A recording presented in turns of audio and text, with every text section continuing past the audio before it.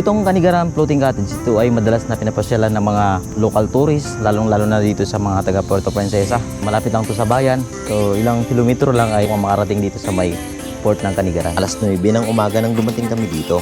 Kapag high tide, crystal clear na tubig ang makikita mo. Napakagandang tanawin at nakaka-relax ang paligid. Ngayon naman ay 2:30 PM. Blue tide na. Unti-unti nang lumilitaw ang napakagandang sandbar na siyang dahilan kung bakit tinarayo ng maraming turista ang lugar na to. Ayun, dito na tayo sa may sandbar ng Canigaran. At sa ganitong oras, 2:30 PM, nagkakaroon na ng sandbar dito. Ayan. So ipapakita ko sa inyo kung gaano kaputi itong buhangin. Ayan o. So ganitong kulay yung buhangin niya dito sa may Canigaran. Mamaya lahat yan ay magkakaroon ng sandbar dito. I would be up waiting for you if you had to leave. I would wait a lifetime if you were at sea. Tinatawag itong Maldives of Puerto Princesa dahil sa napakalinaw nitong tubig, magandang sandbar at mga floating cottage na nagbibigay ng malaparaisong tanawin. Time has stopped, nothing's changed. We're the same, and we skip the small talk. 'Cause you know me, yeah, you know me like nobody else.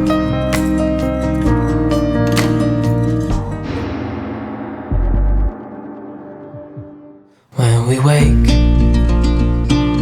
hear the birds and see the sun.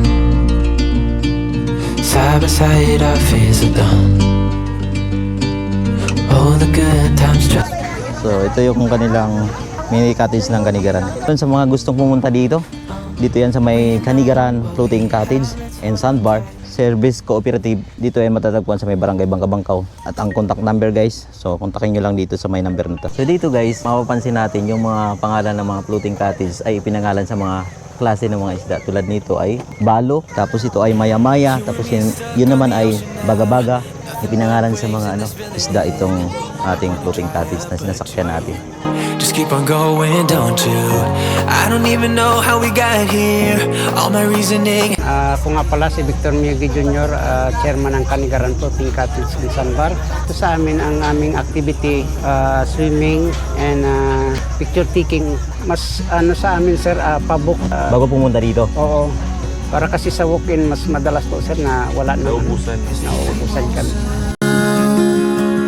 In the same old town, I wake up early with a sigh.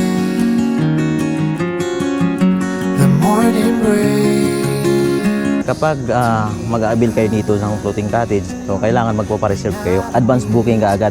Kasi ang floating cottage nila ay 24 pieces lang. So kapag mag-walk-in kayo, magpapaaga kayo kasi nga pag nag-aubusan, so sayang ang effort nyo na pumunta dito. May posibleng hindi kayo makakuha ng floating cottage or mabilis maubos lalo na pag Sabado, Linggo or weekend. So ito guys ay under ng community-based sustainable tourism, no? Ayan yung mga kasama natin, si Mang Mags at ayun si Gwen in Palawan. For the first time natin guys makakasama itong mga sikat na vlogger dito sa Palawan. Oh, first time din. First time collab natin. Itong si Mang Mags, so ayun makakasama natin siya sa ating pag-explore dito sa may sandbar o floating cottage dito sa may Canigaran.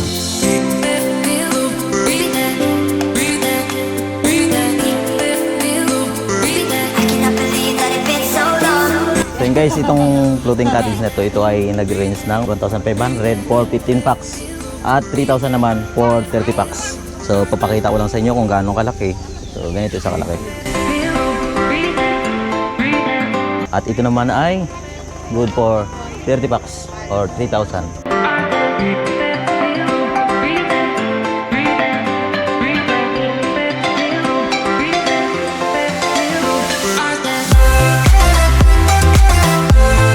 Nag-start po kami ng 2018. So bali 5 to 6 years na po kami nag-operate.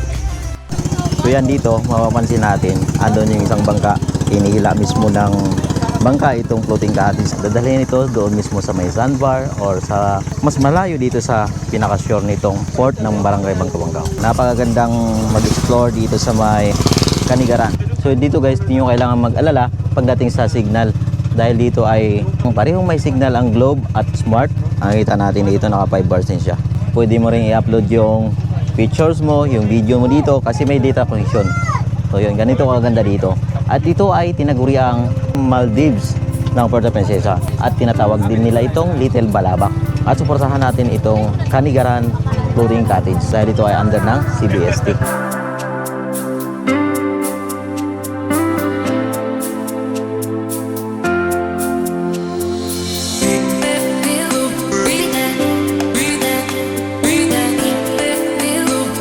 So almost nasa 2 km itong mula sa shore nitong Canigaran ay napakalinaw na dito. Preskong hangin, sulit talaga ang iyong pasyal dito or pag-explore dito sa Canigaran.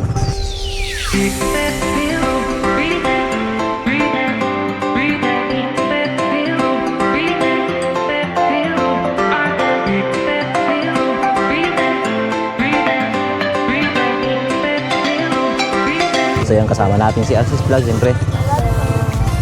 So doon may sandbar din doon. Pansin natin napakalinaw ng dagat dito. High tide sir, lubog yung buhangin, wala kang makikita ng sandbar. Ay ganun. Pag nag-low tide doon, lumalabas yung sandbar. Yung sandbar. Ang banda dito mismo yan, di ba? Hindi yata yung ano eh, 9 o'clock ba sabi ko yung ano, pinaka-high tide ngayon. Pinaka-high tide ngayon. High tide dito. So sakto ang punta natin dito guys na kung saan high tide yung tubig ng dagat dito. So dito pag naghapon ay kitang-kita natin yung pinakabuhangin nito.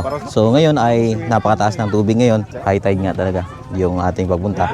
Nasa ganun makakaligo tayo ng maayos dito. So yun yung bangka na nagsundo sa atin guys ay pabalik na dun sa may port. Tapos kung may mga kukuning tao, mabalik na naman yan dito. So dito pwede kayo magdala ng inyong sariling isda. Tapos dito nyo na rin ihawin. So dito kanya-kanyang dalang pagkain to. Guys, ito yung ating mga dinala kanina. Chicken, tapos isda. So dito, pwede kayo mag-ihaw dito. Bising-busy ang ating kasama na si Mang Mags. Hugas ng pusit. Tayo, pusit. Sariwang-sariwa. Galing sa palengke. Libre pa yung tubig. Oh. Libre pang tubig. So ito, kung saan nilamay natin itong isda. At ito ang ating ulam. So yun ang pusit. Grilled chicken to, grilled chicken. Tapos isda. Siya may pipino. At meron tayong prutas, nilagang baka, kanin. Yun. O yun, no? Nakakatakam talaga mga ulam natin. Let's go! Kain na! And as the light startled our eyes, we let go of disguise. And now there's something in the air and a sparkly shimmer on our skin. So yun guys, birthday ni Mira ngayon. Ayun, happy birthday Mira! Birthday to you. Happy birthday. Happy birthday. Happy birthday to you. Okay, ano na bro, ano na, nakandel. Go na Kanel! Yay! Wish na. Ano wish mo? Wish mo. Maging doktor ha? Maging doktor? Very good! Meron na tayong doktor. Si Amira, 9 years old. Ira, bakit kaya ng mukha mo? Bakit kaya ng bibig mo? Building castles out of sand, reaching for the grand. As willows align, we lose track of time. Let a path. Dito sa Canigaran guys, dito ay napaka-fresh talaga ng hangin na kung saan malayo talaga sa problema or malayo sa stress. Bagay na bagay ang lugar na to para mag-relax, mag-enjoy at kasama ang inyong mga pamilya. Ayun kung gaano kalinaw to. Napaka-crystal clear talaga itong tubig na to. Napaka-alat. Kaya kalinaw nitong dagat. Kasama natin si Gwen in Palawan. Yan, si Axis Vlog. Si Prince.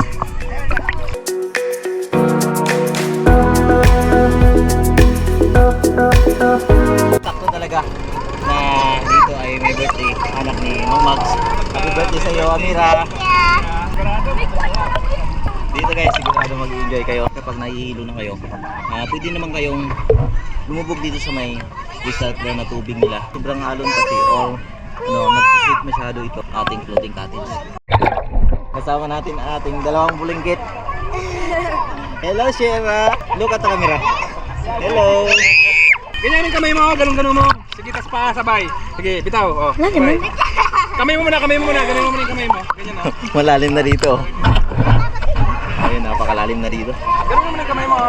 So, mas maganda dito kasi nga dito ay malalim sa part na to.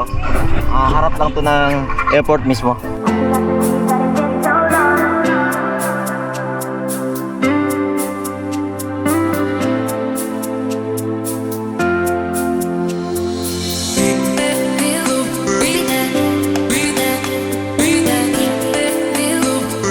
Napakalinaw dito guys.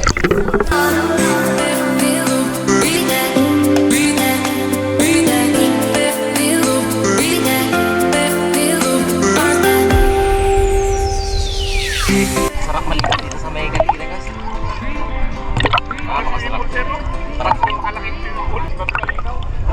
Malinaw talaga. Papalanding na ang C-130. Diyan ang landing yan. Guys, kasama natin si Motor Ride. Kita mo naman, napakalit ng mundo talaga. Shout out Super Adventure. Yun, oh. Kanigaran Beach. Yun o. Ayos, idol. So yun guys, sasakay tayo ngayon ng bangka. Iikutan natin tong Kanigiran Floating Cottage. Yun, kasama natin si Sir Bernel. So yung ating kapitan ng bangka na to. So yun dito guys, makapansin natin dito na napakalinaw talaga ng dagat na to. Yun, ikutin lang natin.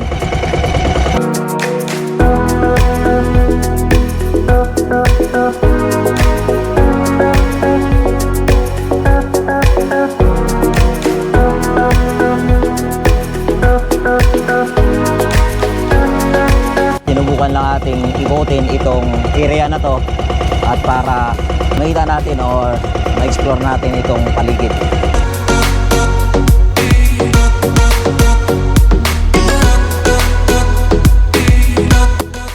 Mula dito sa may floating cottage ay pupuntahan natin itong sandbar. So malapit lang yan pag ganitong weekend. Napakaraming bumibisita dito sa may Kanigiran.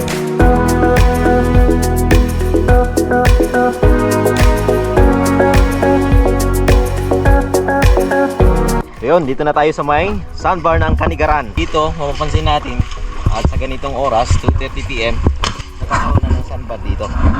Ayan. So ipapakita ko sa inyo kung kaputi itong buhangin. Ayan o. So ganitong kulay yung buhangin niya dito sa may Kanigiran. Mamaya lahat yan ay magkakaroon ng sandbar dito. Hanggang doon na yung floating cottage. For you if you had to leave. I would wait a lifetime if you were at sea. I just wanna say that I feel that our love is real. Tuwang-tuwa talaga yung mga chikiting or inyong mga anak dito pag naglalaro sa sandbar na to. Saktong-sakto talaga ang lugar na to para mag-relax at nababagay ito sa inyong mga pamilya, barkada. So sulit ang inyong adventure dito. Sa kabilang yon, another sandbar na naman. I just wanna hold you for forever. Every day you're making me. Dito yung part na mabato. Minsan magdagat naman tayo. Doon naman tayo ilog. So, Pero okay pang ilog no? Pag ganitong tag-init. Walang tubig sa simpuhan. itong Kanigiran, kapareho lang talaga ng ng Onok Island. May sandbar dito habang naglalakad ka papuntang floating cottage or cottage nila. Ganito rin kalinaw. Hello! How are you? I wanted to escape for a while. Thought that a couple of drinks could ease my mind. I've been thinking of you for 2 weeks straight. I know that I need to give myself back. Tinatawag itong Maldives of Puerto Princesa dahil sa napakalinaw nitong tubig, magandang sandbar at mga floating cottage na nagbibigay ng malaparayasong tanawin. It's like you're mine, you're still mine. They skip the small talk, cause you know me better than I know myself. Oh, mine's been a while now since I saw you, but it feels like yesterday somehow. Time has stopped, nothing's changed. Sakay dito guys sa may Kanigiran. Mag-check muna kayo sa Google o di kaya sa kalendaryo kung ano talaga yung oras na malalim.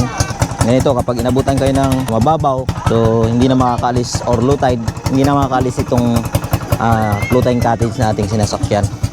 Kasi nga ito ay hihilain lang talaga ng bangka itong floating cottage. Caught behind Venetian blinds, out of reach for the city lights. This ain't where I belong.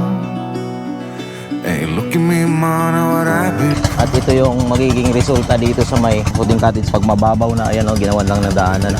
Kitang-kita na talaga ang sandbar nitong Canigaran. Bumalik na tayo nitong port ng Canigaran. Ayos ka lang yan, kaya? Pag ganito, kaya hindi na talaga mahihila ng bangka ito. Hila pa rin. Ano yung nasira yung makina ng bangka natin? Makina. Sobrang bigat na siguro, no? Overheat ang makina. Overheat ang makina kaya tinutulak na lang ni tatay. Napakabigat nito. Pero kaya naman, dalawa silang tumutulak dito eh.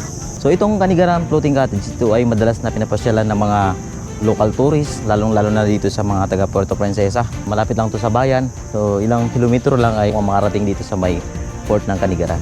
So dito ang ating adventure dito sa may Canigaran. So ito ay ginawan talaga ng hagdanan to para hindi hirap ang mga tourist, local tourists dito na masyal dito.